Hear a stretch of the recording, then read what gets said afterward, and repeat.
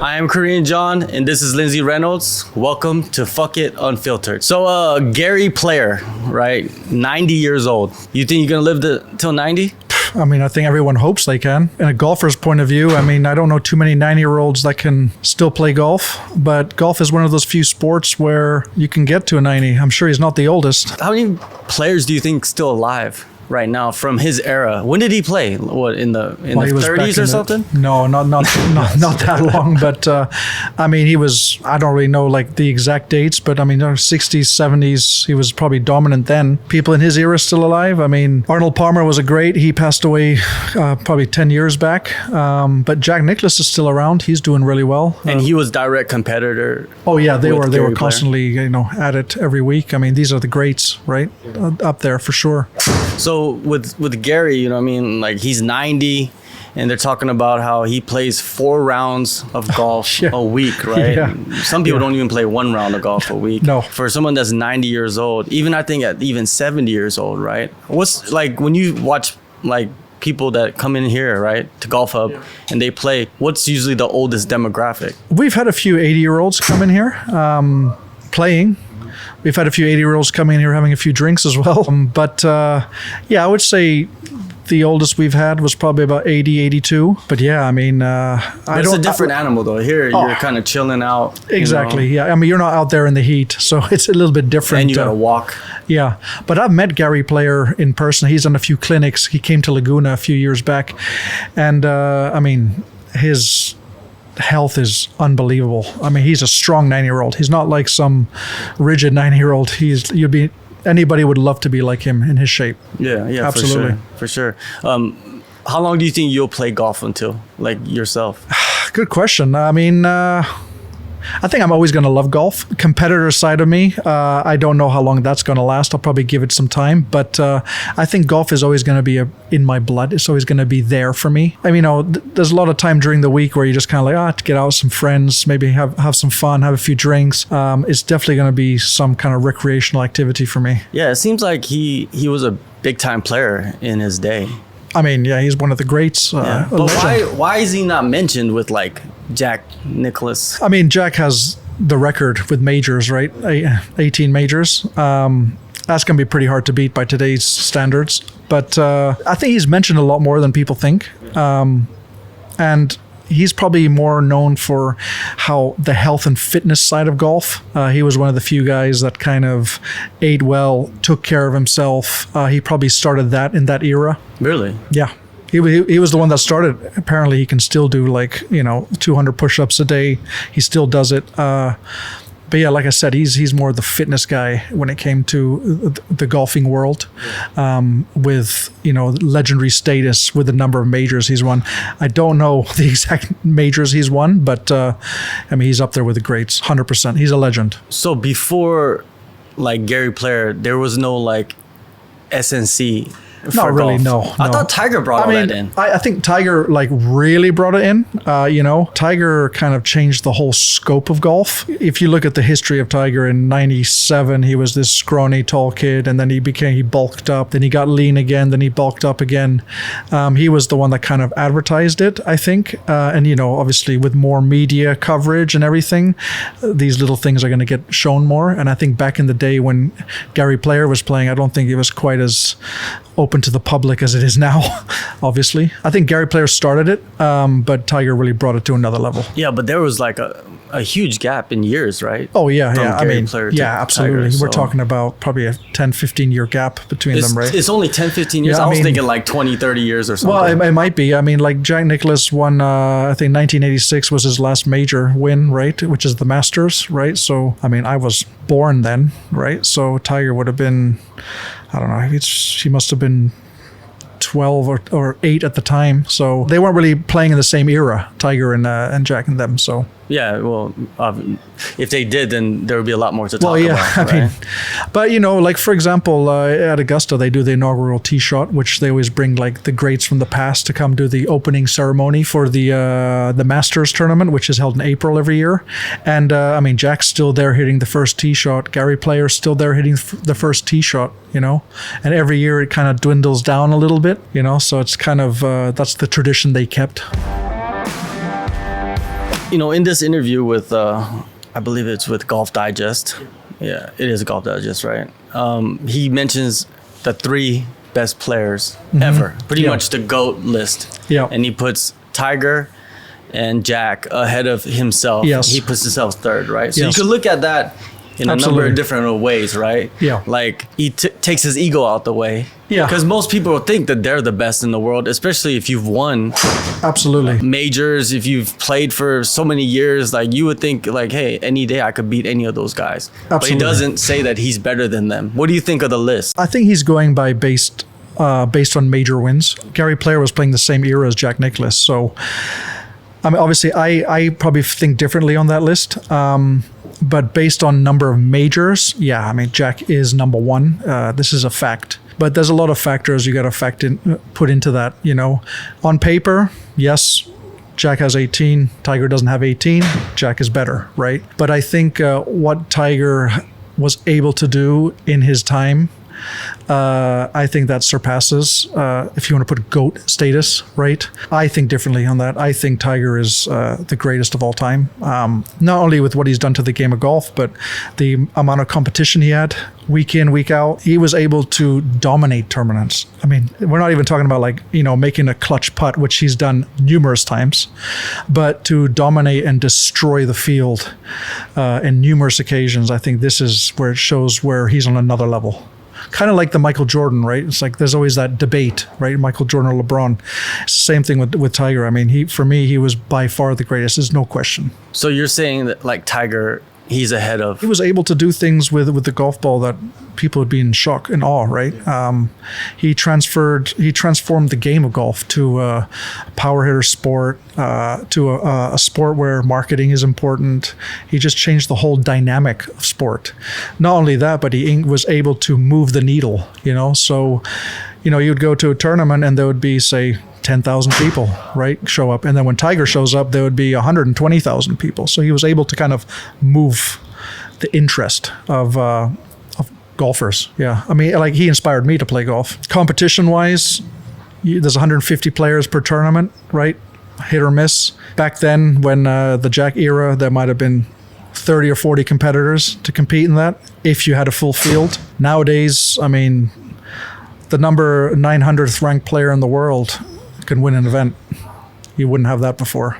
In Jack and Gary Player's era, right? Was it more of a rich man sport, you think, than compared to now? Yeah. I mean, and that's why you only have like golf 30 players. Yeah, golf is still considered a rich man sport, I think. It is getting a little bit more affordable in the sense of, Well, you're doing it here. You're making it more affordable. Yeah, exactly. We're, we're trying to cater to everybody. Buying a set of golf clubs, traveling, you need some money for that. In the professional aspect, you see the glamour and glory of all these guys on tour, the top 100 players in the world, top 200, but in reality, the smaller tour events are very expensive. And if you're not performing well, you're not going to cover your costs. So I think there's a big gap. You have PGA Tour, LIV Golf, European Tour, Asian Tour now is getting up there. And then after that, you've got Japan Tour, Korean Tour. And then after that, you've got like feeder tours, which is no money. So yeah, that's the rich man sport aspect, but that's more for professionals. People buying new clubs. I mean, you want to buy a nice set, you can spend like 10 grand easy. Yeah, but I mean, you can also spend $300 on eBay if you want. It's up to you. Go to Costco. Yeah, or go to Costco. What would you consider like like for myself, like let's say I'm getting back into golf, right? Yeah. What would be the starter kit? What would I need? Like obviously you need a set of golf clubs. Yeah. But what else would I need? Would I need some shoes? Like what would be a starter set? It's always good to have everything. As a starter kit, right? But I think focusing on good coaching is the key. A lot of people think that they can just pick up a club and hit the ball 300 yards after like a week of playing. But in reality, there's a lot of practice, need a lot of hours. But if you have a good coach who can kind of minimize those hours for you, I think that's kind of what I'd recommend someone getting more of a licensed coach to teach them. And then from there, you can build on it. And then if you want to get a nice set of clubs, you can. I have some people, they want to buy a club that looks nice, not like you need it, but it's all black. I want to get the Black Ops, or something. So, or, for the misses, they want to get a pink shaft. or because you can do it. So aesthetically, I think some people are gonna buy for that. But as far as playability, starter set, build on that, and then slowly you can kind of enhance what you have. You know, it's like buying a car and then adding a woofer and all this stuff. It's the same thing. So going back to, you know, you mentioned that Tiger is probably the greatest golfer of all time, in your opinion, right? Absolutely, that's my opinion. Because there's probably people out there that probably think Jack was the best. Oh, there's a lot. I think it's going to be kind of, you look at the era of the person you're asking, you know. I think most people in my era of golf who grew up watching Tiger, I think they're going to favor Tiger to Jack. The older era are going to favor Jack to Tiger. Like I said, on paper, Jack is the best. But I think you got to bring the competition part into it. And the dominance. Tiger was just very dominant as a player with how difficult it was to dominate. What about women's golf? Like, why do they never consider any women, like, even in talks of being I don't know. one of the best ever? I think it's like, I think the interest level, right? So I think women's golf is growing now because of the amount of marketing they're pushing onto it. But it's like football, right? You got Cristiano Ronaldo, Messi, right? And then you got women's football, and they try to make it as big as football, soccer, right? It just doesn't mesh. I think that's the problem. I think they just don't talk enough about the women's golf, even though they're starting to more and more now with the Solheim Cup and stuff like that. And also in women's golf, you have something more unique where you get a lot of these younger golfers who are coming out to dominate. You know, girls who are like 16, 17, 18, you know, while in men's golf, it's like number one player in the world's, 30, the next one's like 33. So there's a bit more experience level, right? So it's a bit different, the kind of demographic of who's performing well in those two genders of sport. I think, in my personal opinion, the greatest golfer of all time is Lydia Ko. I mean, we have the same name. We're from the same place. Like, but she's only 28 years old. Yeah. But look at what she has accomplished, right? Absolutely. The field, like level of competition. I've seen Tiger right? firsthand, and I can tell you it is impressive what he can do. But did he make the Hall of Fame at 27 years old? No, right? No, he didn't. Who does that? I know. Yeah, I mean, that's the thing. If you think that's what determines the best player, then that's it, right? Yeah. For me, I go more on ability to play, and I'm not like actually dissing like women's golf at all. I just don't know enough about it to say something about it. But no one's gonna skew me off my thoughts on Tiger being the greatest. I think she won her first major at 15 years old. 15 years old. That's like What were you doing at 15? I know. You were playing golf. I doing at 15? But I'm just saying, what was I doing? I was probably hiding behind a 7-Eleven or something. I don't know. I know. Yeah, I mean, but like the list of accomplishments. I wasn't anywhere near that at 15. Yeah, it's like the list of accomplishments she has, and she has an Olympic gold medal as well. She just recently. Yeah, but see, like for me, it's like Olympic gold medal for me is not really like, it's like, okay. Has golf been always like been in the Olympics? You know? No, I mean they had it years back, and then they took it away, and then they brought it back again in Rio was the first one they brought it back when Justin Rose won. But yeah, I mean it's just exhibition. I see what you're saying. I mean, it's just, I mean, it's never the best you're people representing your country. I look at the Olympics as more like, sprinting, running, throwing, swimming, like the original kind of. Golf is just, okay, how many more sports can we add, Yeah, events that don't have a pro level. It's like Olympic golf or like the Masters. Hands down, I'm watching the Masters, right? Oh, I think most people would. Yeah. It's like just, World Cup versus Olympics. Like, what are you going to watch? You're going to watch a World Cup, right? And with that said, if I got called up to represent Canada at the Olympics, sure, yeah, I'll go. I'll be proud to. It's an honor, right? But it's like, do you want to win an Olympic gold medal, or do you want to win like the Masters or the British Open? Major every day, I'll choose them. Yeah, for sure. Yeah, but I'm dying on my hill. Yeah, Lydia Ko is the greatest golfer, who I think is the greatest golfer of all time. You know what I mean? People are gonna slander me, but I don't care. That's all right. Just my bias.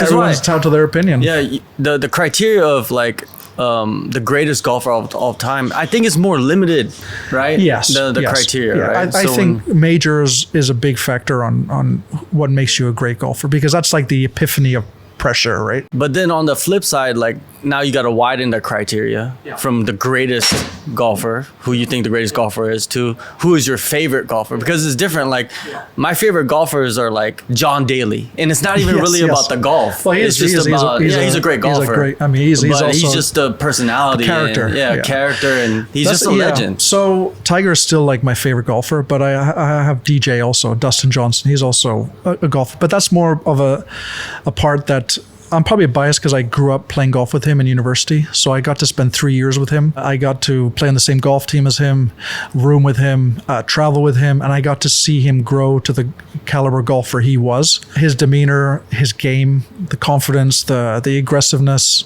he ticks all the boxes too for me. And again, I'm probably biased on this, but I think a lot of people, he's got a lot of fans out there that would probably agree with me with everything I'm saying. Well, when you say favorite, it has to be biased. Yes. You're saying favorites. But like, for example, I don't personally know Tiger, right? But I personally know DJ. So it's kind of, I can see how he is on and off the golf course, and he's just a great human being.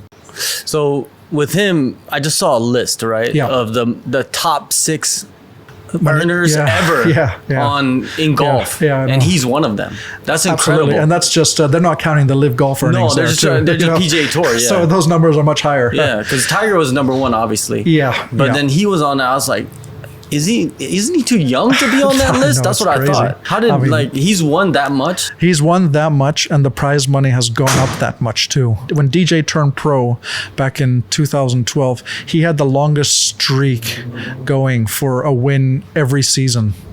And I think that streak ended about 4 or 5 years ago before he went to LIV. But yeah, he basically, every season he played on tour, he had at least one win.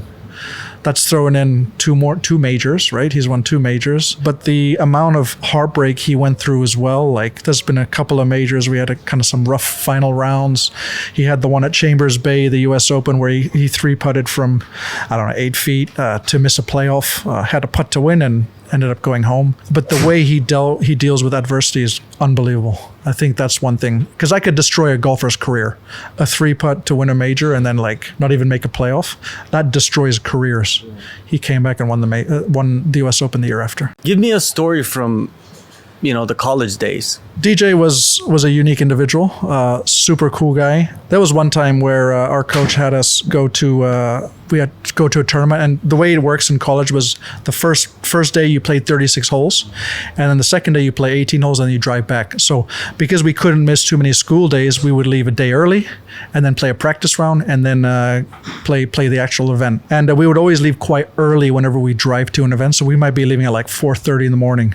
There was this one time where I guess DJ came back from a night out, so like the coach is calling us, we got to meet like at the school gym at like 5 a.m. I call DJ, and I always have to call everyone just to make sure I was kind of like, that was like freshman duties kind of thing. And call DJ, he's not answering the phone. Call him again, he's not answering the phone. So I go to his house and he's just sound asleep in bed. Probably had a night out, I don't know. But I ended up packing his things quickly, Obviously nothing was ironed, anything like that. Put him in the car. We go straight to meet the coach.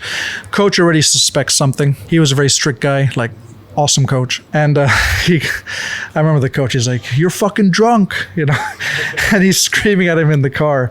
And there was a lot of cussing going on. And he basically said to him, like, "This is the last time you're ever going to play for Coastal. Like, this is it." Like I guess it was, the heat of the moment. Anyway, we go play a practice round. DJ's hitting it all over the map, like literally, like all over the place. And play the tournament, 67, 67, 67. Completely obliterates the field and just won, and it was just the easiest win. And actually the last day he triple bogeyed the last hole to shoot 67. But it was just he was just one of those guys, he can just take a tough situation, think nothing of it, and then do the job. Could you tell, like, when you were playing with him in college, this dude is probably going to be like one of the best in the world? Our coach, knew right away. Alan Terrell, he always told us that he's going to make it on tour. At the time, I think I was a very much of a perfectionist golfer. I wanted the perfect swing and I was over-analyzing things. So I always looked at Dustin Johnson's swing as like closed shut face, one-way shot, which was a draw at the time. So it's a right to left shot. I never thought much of it, but boy, was I wrong. His game kind of... Regionals, NCAA regionals, he was like 3 over after 8 holes. There was a rain delay. Coach sat us down. We went back out, and then he shot like something like 9 under after that. So, and he won regionals. And I think at that point, that's when like he just everything clicked for him. Not that he didn't click before, but that's when it really clicked, and he became a dominant golfer in college. And I think that's when I started to realize that. Actually, this guy's really good. Watching him play at college, he was a quality practicer. Not one of those guys who would be there from 8 a.m. till 8 o'clock at night just grinding away. He was just, when he was there, whether it's for 2 hours, 1 hour, 30 minutes, it was just purely quality. He knew exactly what he was doing. And I think he doesn't get enough credit for that. He was a very good, efficient practicer. Was he gifted, you would say? Like yeah, naturally? I mean, he was an athlete. He could dunk. He could swim a 50-meter freestyle dash. He can dunk. Yeah, he can dunk. Yeah. How tall is he? He's 6'4", I think. 6'5", 6'6". Yeah, yeah. He can dunk. He can do a 50-meter freestyle sprint, like pretty good. He's just one of those guys. You just try this, and he would do it. So he was definitely kind of had that gift. Like, what was the craziest round, like maybe as a pro, that you went and watched him play? That one at regionals that I just told you about, where he was playing rubbish, and then he came back out and just dominated the whole tournament. I think that was the best like showing I've ever seen. Like, it was really, we were really struggling as a team at the time, and he single-handedly brought us to nationals, that event, like, because he ended up winning the tournament as an individual. That was pretty impressive. Did he turn pro before you did, or did you? Yeah, so he turned pro in 2010, or no, 2008. I think he turned pro. I was still in college then, and he did it the traditional way, Q school, first stage, second stage, final stage, and then first event in Hawaii. I think he finished top 10, so that like pretty much almost seals a card right away, right? I mean, not quite, but you're feeling pretty good after your top 10 in the first event. In his early 20s too, as well. Yeah, exactly. So that's incredible. And now he's on LIV Golf, and he's still playing great. Really good. We'll talk about LIV Golf in a second. Yeah. Before we get to LIV Golf, I wanted to go back to the interview Gary Player did, and he's talking about the Ryder Cup. He wants to abolish the Ryder Cup, right? Could you explain what the Ryder Cup is, and then I'll say like what he said, and you could react. So the Ryder Cup is basically America against the Europe, right? And it's been going on for several years, like many years. It's quite a big event. Yeah, and Europe has a history of dominating, even though America has better players. Well, I guess that's kind of not quite the case now, but I mean, it's just always been a camaraderie between the two of them. So basically, yeah, it's just Europe against America.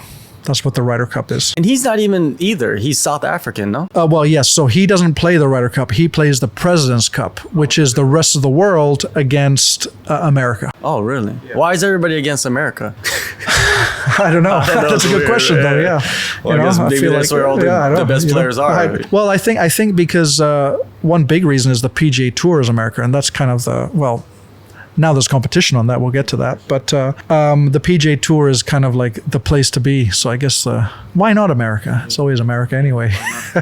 So this is what he said. He said, quote, "Yes, I would like to see them abolish the Ryder Cup. And I tell you why. Nobody loves golf more than me, but I love golf to such an extent that I sat there and cringed. The whole world was watching, and all you heard was F this and F that, and you see people misbehaving." I think it's more of him being... him coming from the traditional, traditional old school, like golf's evolving. It's like your grandpa telling you. I do agree to an extent that screaming "fuck you, Rory" like in the middle of his backswing is probably uncalled for, but you have to understand these guys are probably getting shit faced at 7 a.m. So they don't take the Ryder Cup so seriously. The players. I think now they take it more seriously, but I still think that there are some guys who genuinely don't care. I mean, of course, representing America, representing Europe. It's great, but like I said, I think they probably take it more serious when they're playing majors, to win events. But what Gary Player was saying is kind of, he's more focused on the tradition of golf. I think golf's evolving. I think players are going to get rowdy, and that's just part of the sport growing, and not everyone wants to sit there and clap like quietly, and some people just want to let loose. I think a Ryder Cup is a good event to do that, but there should be a little bit of boundaries, someone threw a water bottle at Rory's wife. Like, these things are kind of uncalled for, but that's where you have crowd control, Security. Yeah, security, crowd control.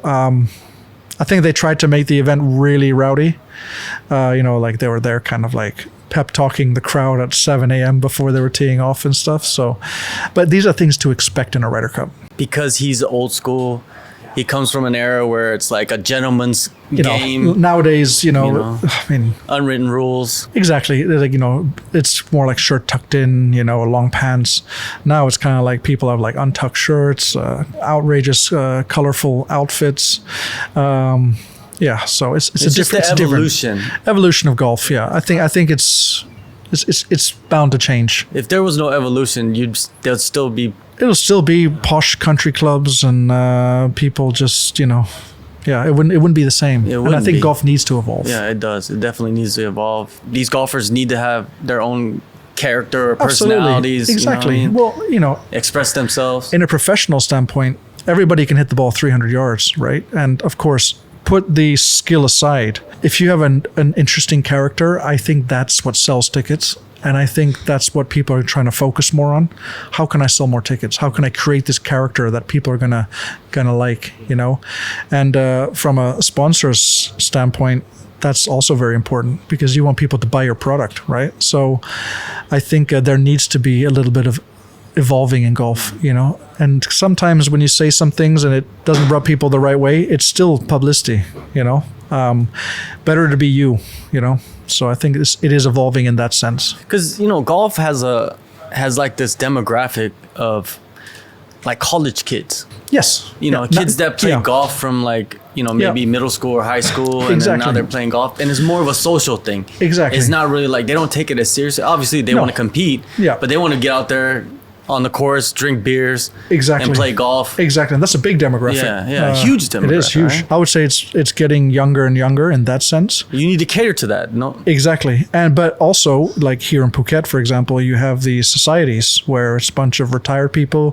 who play golf, also drinking beer after. There's that society, and then like in America, they're more kind of like public golf course society where people are going out there like after they finish work in their flip-flops. So it's like now the range is getting a little bit more bigger for all that. I feel like you need to reach out to the common man, right? Absolutely. I mean, I think that's great for the game of golf rather than everyone being the same. It's more interesting. I don't know. You get a case of beer. You meet more interesting people. You bring out more talent because it opens the door to everyone. You never know. You never know. Yeah, no, you never know if exactly. you find out you're good at golf, right? No, and some people just want to play golf because it's just fun to hit a little white ball around and go crazy, And some people go there because they like to see other people go crazy. So it's just depends on what. Or they go there to get away from their kids. Get away from kids. Yeah, exactly. Like a guy's day out. Yeah. I mean, there's a lot of funny memes online about that. Obviously, his business is done on golf courses as well, right? A lot, yeah. And a lot of people, you can kind of see the inner character of an individual on the golf course. So if he gets angry quickly, he probably behaves that way in the working environment. Frustrated easily. Oh, he's very patient. Oh, he's an honest person. So there's other little things, You could read people by how like they play golf. Your alter ego comes out on the golf course sometimes, Oh, he's a calm guy. He's hired. Yeah, for sure. Yeah, man, that's I feel like golf, they do need to kind of cater to that demographic of regular guy who drinks, Coors Light. Absolutely. And plays 9 holes a week, Absolutely. Bring them to the what is it? Whatever event it is, exactly. right? Cater to those guys. Exactly. And maybe that's what the Ryder Cup was trying to do. Yeah, so traditionally a lot of tournaments, like for example, if you go to the Masters, it's very strict. Nobody's allowed phones, but that's their kind of the culture they created created. It's always been that way. And they, refer to people as patrons, right? So, but then Ryder Cup is going to be a bit more rowdy. LIV Golf, same thing, right? It's got more loud music going. It's a bit more of a party environment. Oh, okay. Yeah. I mean, it's changing. It's changing. I guess that's a good transition to LIV Golf and the PGA Tour, right? So when LIV Golf was first established, there was this huge controversy around, the PGA Tour and LIV Golf being separate entities. And I did watch the documentary on Netflix. Yeah. Full Swing, was it Full called? Swing, the yeah, first Full season, Swing, right? yes, This is where Dustin Johnson was on that. Exactly. That's where I first found out about him, because I didn't really play. I don't really watch golf. I found out about him because he's married to Wayne Gretzky's daughter, right? Exactly, That's another good thing about Paulina Dustin Johnson, Gretzky, right? He's married to Wayne Gretzky's daughter. Greatness, the great. Yeah, so he has a lot a pressure if he has kids. Absolutely. They have to be great. Absolutely. Yeah. Do you say that to him? You better call him right now and tell him. Like, no, I don't say that to him. For me, he's achieved enough in his career where he can do whatever he wants. But getting back to LIV Golf, I mean, that was a big, that was a big kind of, I wouldn't say blow, but that was a big kind of shock to the golfing world. It's great for golf. I think it is. I mean, it's like you have Formula One, and then you've got like NASCAR, and then you've got this and that, and it's just more for you to choose what you like, It allows more ways for professionals to make money, let's just say, in any sport. If the Saudis want to spend that much money to do it, why not? There's nothing wrong with it. $5 billion they've spent. Yeah, I mean, golf. but they can do that. Exactly. If they can do it. If they can do it, why not? Yeah, so the whole idea of blood money, I mean, this is ridiculous. I mean, it's just another opportunity as for a professional golfer. It's another means of entertainment for the viewer. And whether a golfer goes to LIV or not, I mean, it's their choice ultimately. And I don't think they should be penalized for it.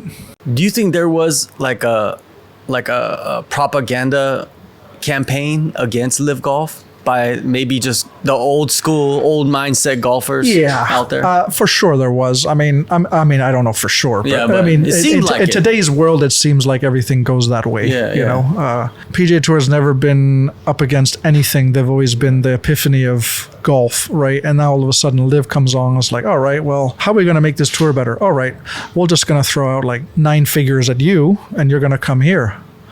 And everyone's like, ooh, like you took the blood money. Come on, he was smart. You're stupid not to take it. I mean, if someone walked in here and said to me, hey, here's $5 million to go to LIV. Yeah, why not? They were getting $100 million contracts, right? Yeah, I'll take 5 right now. Yeah. And the way Dustin said was perfect. It was like, if someone offers you a lot of money to play less golf and to spend more time with your family, you're stupid not to take it. Exactly. I agree. And you're doing what you love, like exactly. What's there to think about? You're still playing golf. Yeah, you set. Nothing wrong with that. How much did he get? Did he get multiple contracts or just one? No, I don't know how much he got. I mean, it was a lot. It was definitely. It was like hundreds of millions. Hundreds of millions. Yeah. Because I remember on that Full Swing they mentioned something like that, right? I mean, and he was probably getting attacked in the media. He was the one with the last laugh. He was the first big name to jump to LIV. Yeah, exactly. They're the and as I understand, he just signed a new contract recently too. Yeah. And we're not even getting to the peak of this whole story. Is that on that Full Swing documentary, you had guys that said, "I'm never playing for LIV Golf." This is blasphemy. Like, what are you doing? Like, I don't respect the guys that were chasing the money.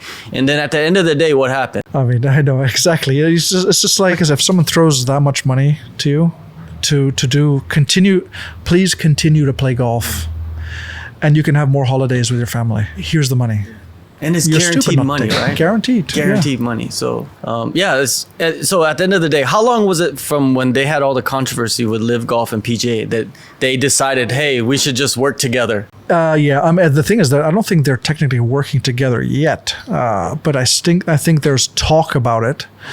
But there's a lot of, it's right now LIV Golf is not world ranked, so all the players playing on LIV, their ranking gets worse unless they play in a major or something. But the bank account's fine. But for some of these guys, I'm sure like their world ranking points are really important for them.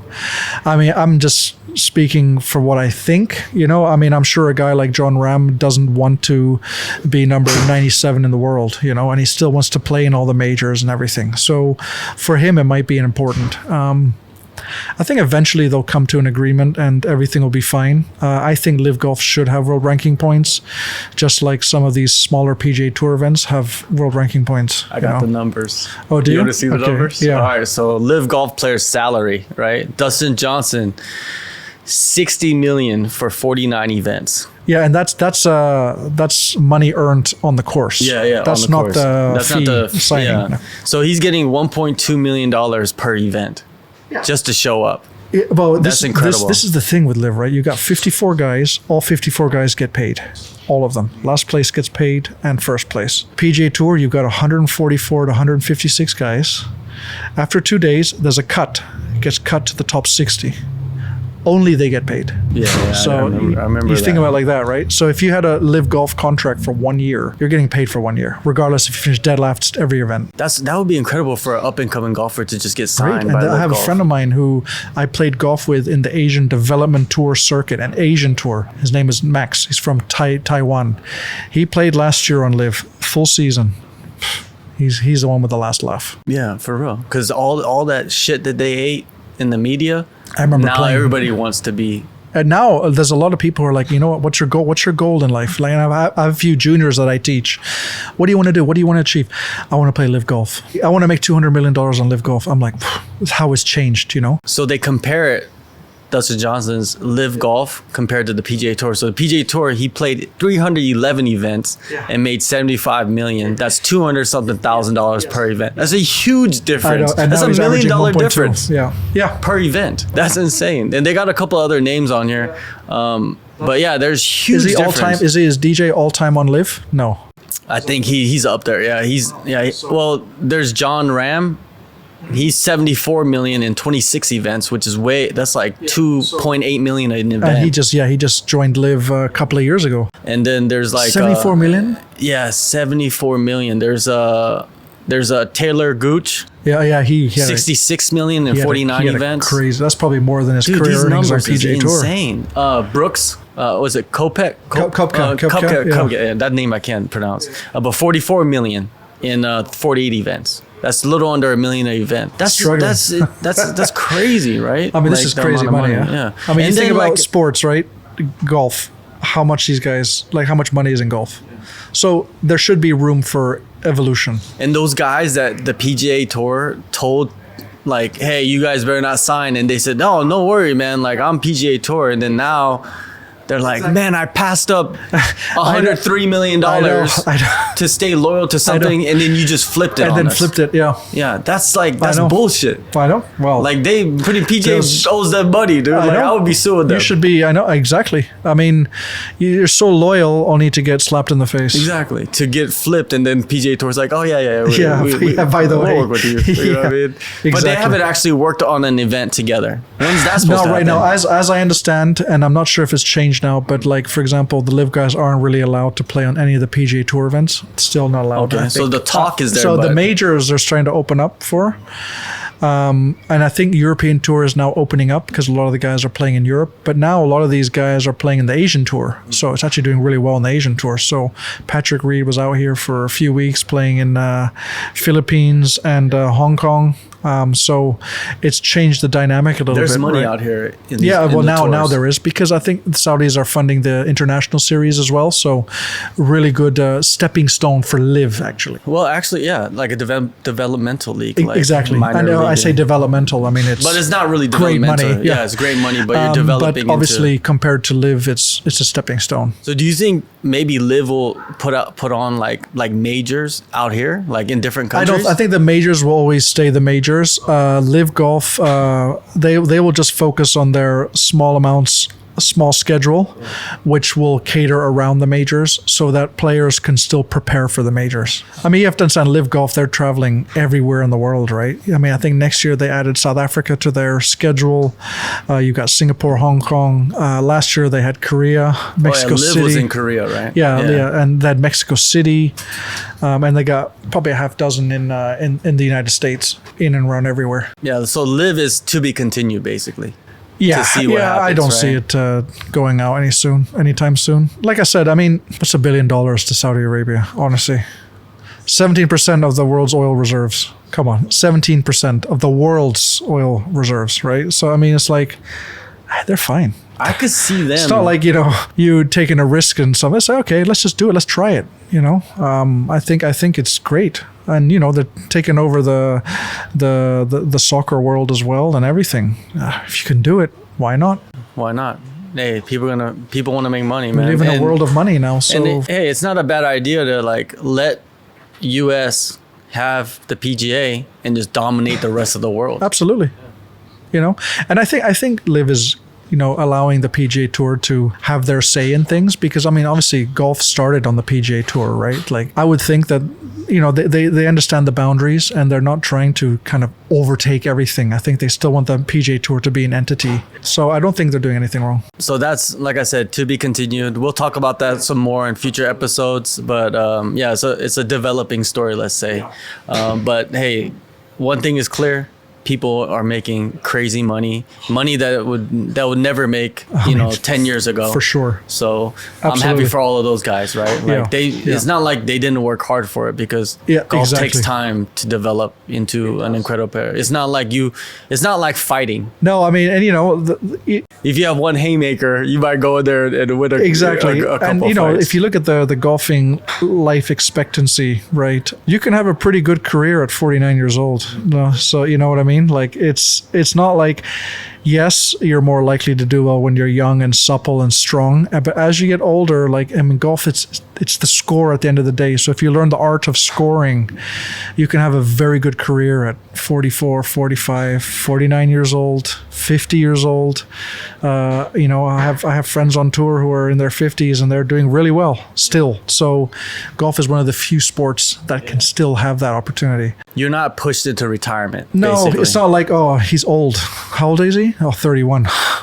Like in golf, 31's like not yet your prime, you know? That's my plan right now, you know what I mean? Like, you're going to go pro. Yeah, I'm going to go pro at 50. So it gives me a couple of years to learn from you. So I'm going to learn from you. Well, you'll be my coach. And I'm 46 now. So like 4 years. Okay, yeah, that's so fine. 4 years, I'll learn, and then I'm going to go pro. That's fine. It's go on the head. Go on the Asian tour, get picked up by LIV, make 100 million, retire. That sounds like a plan. As long to as me. I get like 12% of that. 12%. 12% of 100 million is fine. I'm cool with that. That's you know, I can drop it to 8 if we would negotiate.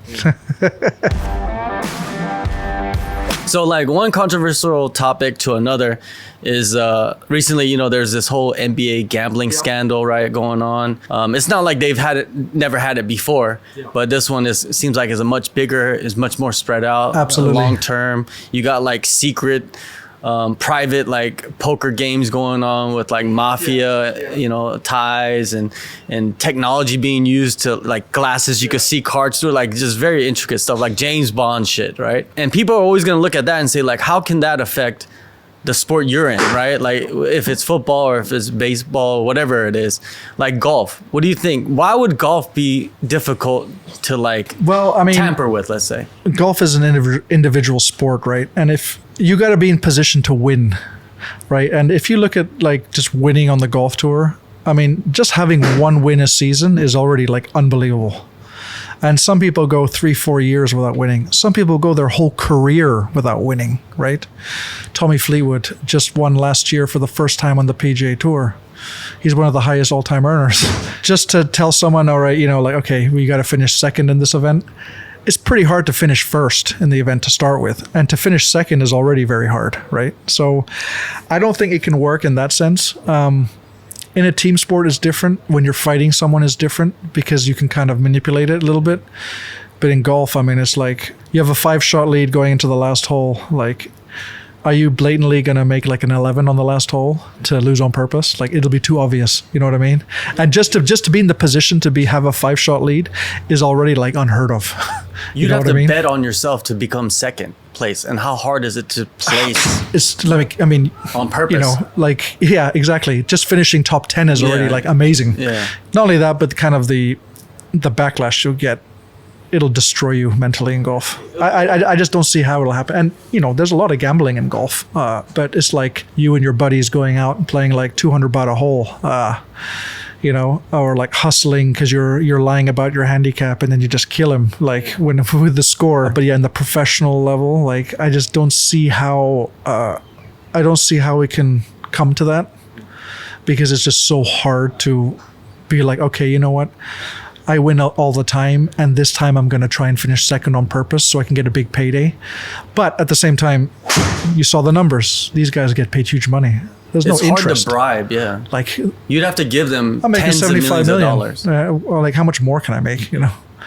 Like, it's different when you're like an up-and-comer fighter. Like, I can see it maybe, you know, because if he's getting $50K for a fight, and then it's like, hey, we told the other guy, like, you're gonna make a million out of this. You can kind of understand this, right? I mean, I'm not saying it's a good thing, but you can see how we can lead on to that, right? In golf, I just don't see how it can happen. You know, when people say like, oh, you know, a fighter, because they're not making much money, they're easier to bribe. But to be honest, like the NBA players, you know, they're making six figures at the least. Yeah, and I don't know. They're doing it, right? I don't understand that. I mean, that for me is. But it's a team sport, right? So it's probably a little bit easier to manipulate scores with the team, especially. We had to talk about this, like when you're in control of the game, when you're holding the ball, like you can decide how the next 6 seconds are going to go.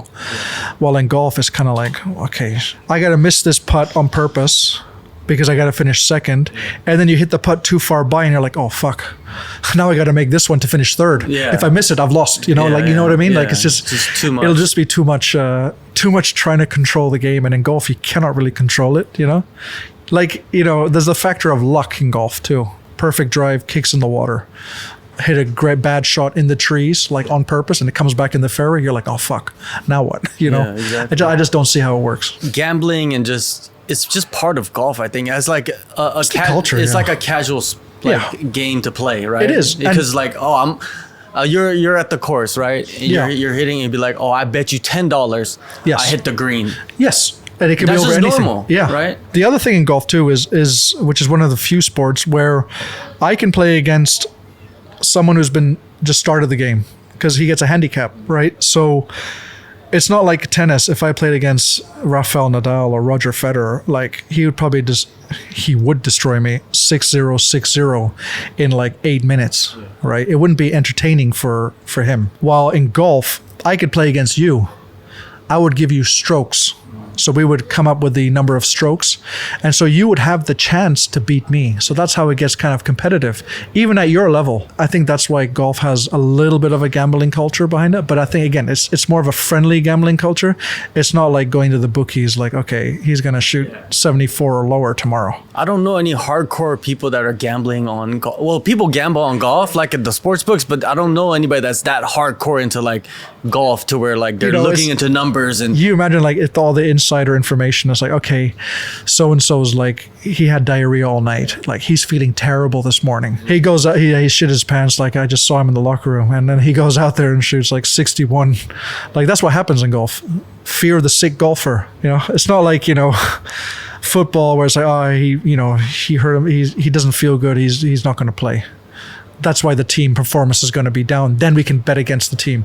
In golf, it's like, he had no warm up, you know, he feels terrible, he's weak, he goes out there and like makes 9 birdies. You see it all the time in sports. Always like happens, you get sick and then you play better, right? Yeah. But like I think there's too many factors to like actually like tamper with golf. And unless the people that run the event are doing something behind the scenes, then that's a different story. But, yeah, exactly. But golf has this like prestigious integrity, and like this is a big part of the sport, right? Compared to like, you know, other sports. 100%. So it'd be hard to, you know, mess with anybody. Absolutely. I think, especially if they're making I don't see how you can control it. You know, like I said, you got to put yourself in position to win first before you can even think about giving away a tournament. And just to put yourself in position to win is already hard. You know, it's 4 days, 3 days of golf. Like if you're playing LIV, 3 days, PGA Tour 4 days. That's a lot of days. A lot can go wrong. A lot can go well. I agree. Like golf is probably, you know, it's kind of like tennis. You know, it's exactly. Just be very hard to tamper with, you know, unless you're messing with the rules. Exactly. Or you're a referee or something, you know what I mean? Or exactly, like an umpire or an official. Yeah, somebody that could maybe do something. But as a player, it's NBA, they've had that scandal with the referee, Donaghy or whatever. He was doing it, you know what I mean? Like there's probably stories that we don't talk about. College, there's been a bunch of scandals. A lot. Because college players make nothing. Now they make money, but before they made nothing. Back when I was there, nobody. So there was a lot of stuff like that. So hopefully nothing happens, you know what I mean? But it's crazy that the FBI has been investigating them for a long time. Well, yeah, I mean, it's, again, whenever you got gambling involved in sports, like, you got to assume that these things are going to happen. You can't always control this. You just don't allow gambling if you don't want it to happen. It's kind of like, But you can't. the whole Olympics, right? Like, with performance enhancing drugs, like, if you want to stop the problem, then just make it allowed for everyone to do it.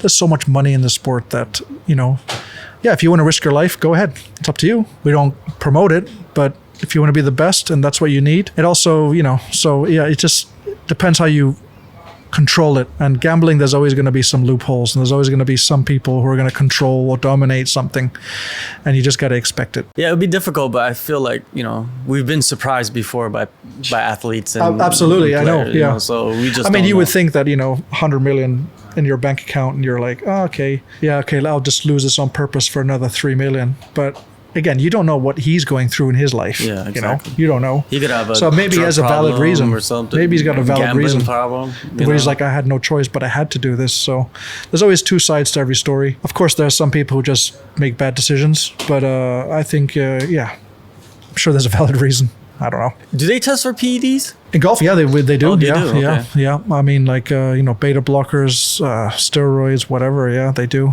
I just feel like they shouldn't.